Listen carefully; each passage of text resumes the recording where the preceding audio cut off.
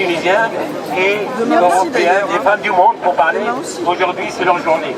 C'est leur journée, c'est leur fête, c'est leur journée de gloire. Alors, s'il n'y a personne, je vais donner la parole à Jalal Bemri. Allez-y, donnez-lui la parole. Tout le monde veut écouter Jalal Bemri. Jalal Bemri est une femme comme les autres.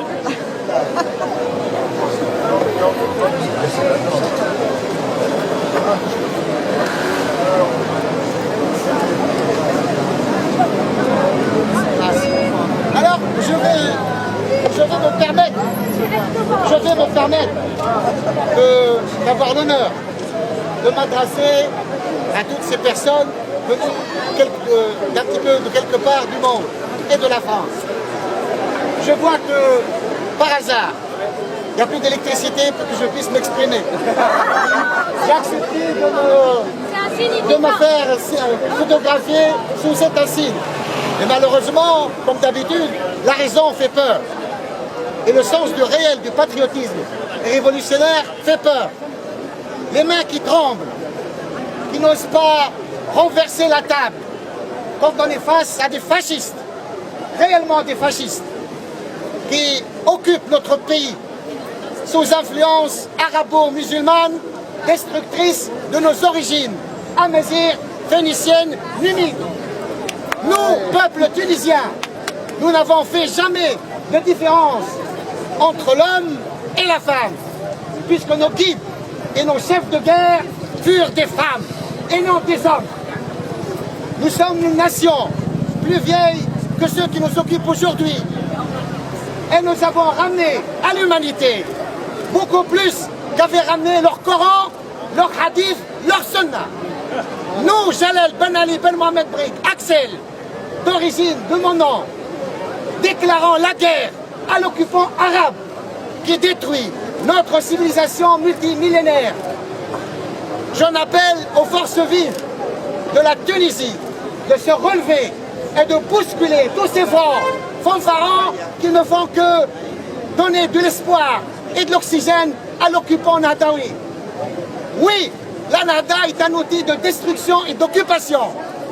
Oui, la Nahda a le soutien du président de la République ex-française, occupé par l'argent qatari, occupé par l'argent de l'Arabie. Je suis encore plus fier de me déclarer français qu'arabe, puisque nous sommes plus proches des Français que des Arabes. L'occupation française fut un moment très désagréable dans nos relations, mais elle annonçait les germes de la démocratie, de Karl Marx, d'Engels, de Lénine, de Roland Barthes, d'Althusser, de Foucault. Il y a quelqu'un qui n'a pas compris ta dénomination français-arabe. Je croyais qu'il n'y avait plus d'électricité. Je croyais qu'il n'y avait plus d'électricité. S'il te plaît, tu représentes qui là? Nous, Axel Ben Ali Ben Mohamed Brik. Qui là? Nous.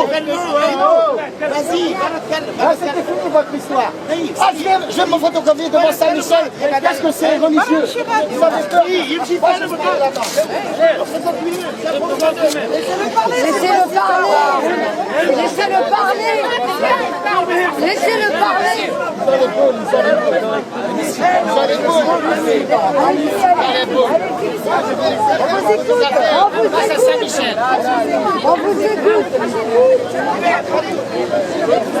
Les gens qui tendent la main à l'occupant arabe, qui négocient avec Ras Ghanouch. Je cite ici Zine El-Abbès, l'ami de la gauche. Bon, voilà une sorte d'intégrisme marxiste-léniniste. La foi en la tunisianité de notre peuple est inébranlable, indiscutable. On ne négocie jamais avec l'ennemi. Voilà. Et nous avons aussi, on m'a demandé de parler. C'est vos amis qui m'ont demandé de parler. Et quand par la présence du Saint-Esprit, c'est la mienne, on a dit qu'il y avait plus d'électricité. Vous avez raison de parler, et toute occasion est bonne pour dire ce qu'on pense. Voilà. Alors, pour finir, je revendique la judéo-chrétienté de notre Tunisie. Les chrétiens étaient là. On a donné des papes à l'humanité. On a donné des papes à ceux qui décident de nos sorts aujourd'hui. On a donné de grands penseurs. Et depuis l'invasion arabe, nous nous sommes tus. Et moi, nous, Axel Ben Ali Ben Mohamed, refusons cette tragédie et cette fatalité musulmane. On n'est pas obligé d'être musulman, mais on a l'obligation de respecter son pays, de ne pas l'attribuer à un occupant, même si cette occupation dure depuis plus de 1000 ans. Même si elle durait encore 10 000 ans, je revendiquerai ma non-arabité et j'emmerde tous ceux à qui ça ne plaît pas. Voilà, je vous salue. Bravo!